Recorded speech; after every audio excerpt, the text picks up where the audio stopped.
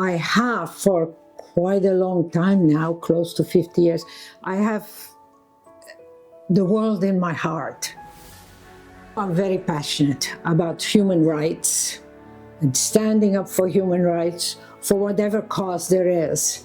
I have 5 children, 11 grandchildren, and I have to say I am very proud of them. Born in Belgium, in the Flemish part. I come from Flanders fields where the poppies grow. I, by that time, finished high school and so on, and I was working in one of the travel agencies, and in Bruges, as a matter of fact, which is called the Venice of the North. This is my dad, Papa. I will call him always Papa. And Papa was involved with, he was a travel agent, and first it was his own, then after the 50s, under a big company. But he was approached by the Canadian embassy because after World War II, they needed people. And through my uncle, who was a senator involved with farmers, he contacted farmers. And then I remember as a child in which his office, the Canadian embassy representatives would come and people would be interviewed to be prospective immigrants. I was not in a good place mentally, and they thought I needed a change. So Papa said, well, you know some English, because the last 2 years of high school was English. I was 21 by that time. And so 1st of July, I arrived in Toronto alone with a suitcase, and I didn't know it was Canada Day at all. And trying to find the place, I was supposed to stay at the apartment of the daughter of a Flemish immigrant. The apartment was pretty small, so I moved out first in the basement, which wasn't very good, and eventually I was in a rooming house, you know, a rooming house with little 2 fires and a toilet you had to share, and a shower you had to share. My dad, he would come up and down 10 times with a group of people, and then I would go to the airport and help them to their connections.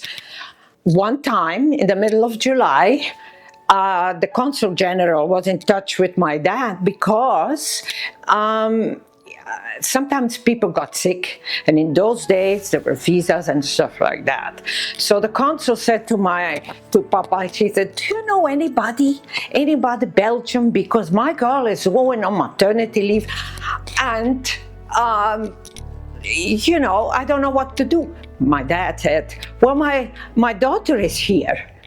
So I got hired after the last charter, 13 September. I wanted to say to Papa, please, Papa, let me go home. I am so lonely, staying in a room. There was no help with the Belgium consulate for adjustment, and in a big city. But I couldn't. I would shame him. So I had to stay. 2 weeks later, I met this guy in a coffee house at the former Ryerson. He invited me to go to visit his friends to Kingston. That weekend we decided to get married. And I asked my parents to give their blessing. But I was going to get married anyway. So 20 December, my parents came, and we got married, children came, and we moved to Guelph. But I was still lonely and homesick. I always thought I would be a nun and go to Africa because of my ancestry of priests and nuns, and my aunt was in the Congo. I never thought I would come here. Until one Dutch guy, which became like an uncle for our kids, showed me the way. So then the first person I got in the house was Ambrose from Zambia. We heard he brought his wife over with his two girls, but the wife was pregnant. And so she gave birth to a little boy. We went to visit them in Toronto. They were living in one room with 5 people. Really, I didn't know how to help. And I suggested to the mom if I could take the girls to back to Guelph for 2 weeks, she could have maybe a time to recover, and that's what we did. We ended up with Ambrose, we ended up with Lonnie from India and Amy from Malaysia. Then there was Bruno from Malaysia. Then in 1979, they talked about the boat people and Vietnam. Our Vietnamese family came in 1980. There were 4 professors of the University of Guelph were paying for those first 2 months, and we decided, because not as much money, we decided to take them in our home. 5 people, Mommy Hong, Daddy Vin, Yung and T, Uncle Yang, and they stayed with us for 2 months. And you know, it was funny when they learned the snow. Then they were starting to have their own life. Eventually they ended up in Calgary. So after that, we were asked by a family who were going to sponsor a person from El Salvador. More trouble in the world. And so guess what we did? First, I put a curtain on the dining area, put a mattress on the floor, and that's where he was. But then it was winter and there was no flow in the house. It was not very good. And so then I had this idea to put an 8x10 tent, and that was for him as his room, privacy. Now, I was home taking care of even other people's children, and my 3 girls were downstairs. I asked them, is it okay if we put the tent there? They said yes. Then there was a work camp for the YMCA. In Europe, work camps, the students mix with everybody from other countries, and they're given a place to stay, and they're given food. In Guelph, they asked host houses. We first had a guy from England, Peter, and Fernando from Spain. Then we also had me from Malaysia visiting, and life keeps going.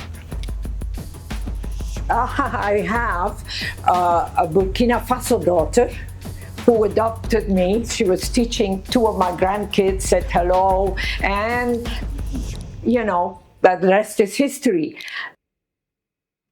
I got introduced to Amnesty International in 1987. We stood as a silent marker for women that have been, prisoners of conscience, have been abused because of no rights. And but it was -40. It was so cold. In 1999, it was the Kosovo refugees that came. So I got connected with a man who was a translator from Albania. But then later on, in 2003, I got myself involved into the Interfaith Refugee Sponsorship that sponsored a family from Rwanda, but also from Ethiopia and another country in Africa. One was a family of 3, and the other one were 7 orphans. We raised money with garage sales and everything else. We couldn't find a house big enough for them. We helped them in assessment, and 6 of them lived here for a month until we found a house. One young lady was pregnant, and I was fortunate enough to be part and to help be there for the birth in the hospital. And so it was a real blessed event. It is a whole bunch of people that help with the sponsorship, to find a house, the learning of the English. I was also involved 2 Syrian families, and that to me is as important as standing up for human rights. I was there with the start of the Quinty Granite for Africa.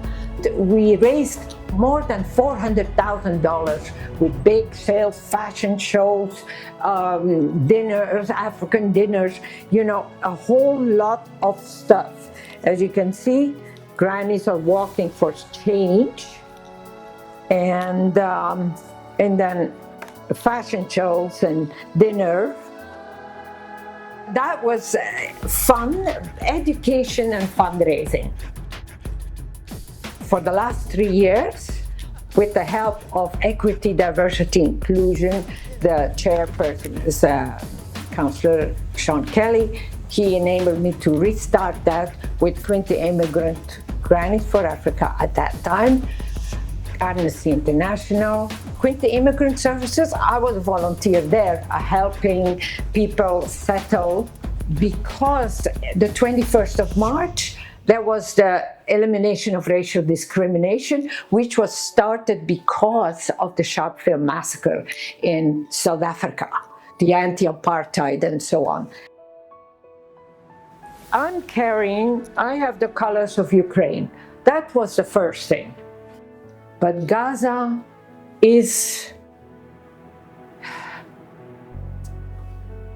I tell you, it's hard to say. It's beyond. The one that is now closest to my heart. I watch Al Jazeera on my app. I watch BBC at noon, because I'm connected. I sit in the morning, I have my breakfast, I read up, and I cry. And I do not know how to deal with it. And so I carry it, and every night I pray for the world. Gaza has become the largest graveyard on earth. Entire families have been wiped out, cities reduced to rubble, and children left to starve under a brutal siege. This is a genocide, yet world leaders are watching without taking serious action to stop it. We can't be complicit. Our country is complicit, the government is complicit, but this is what we can do. That was my first sign. Peace, not war. Love, not hate. And what is the war doing now? And now the last time, this is this.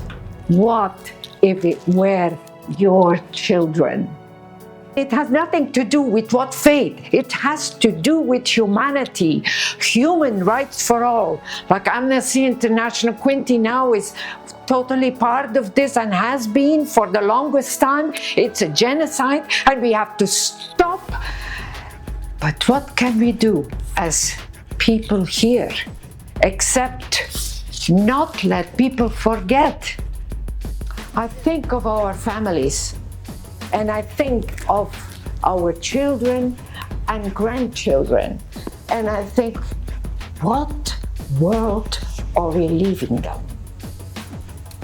From Amnesty International, we went and we talked to Chris Mallette, and we gave them a big list to go to Ottawa, to stop sending even components for war. It has to do with human rights. Using starvation as a weapon of war. Look what they're doing now in the West Bank. It just beyond understanding. Words are not enough. Starvation in Gaza, very much. Starvation in Sudan again. Starvation in Kenya. We have to keep fighting for a better world. I am an immigrant, not born here, but I am home in this city called Belleville. One of our kids said, "Mom, home is here." I said, "Yes, home is here. But when I go home, it's to see my birth family, my sisters, my aunts, my cousins, my friends. And I come back." But it is a very hard thing, because when you go, you're already not feeling good because you're missing this whole family here. And then when you're there, you're happy to go back home again. So they always say immigrants that come as adults live between two worlds until the day they die. I have the world in my heart. There was only one race, the human race.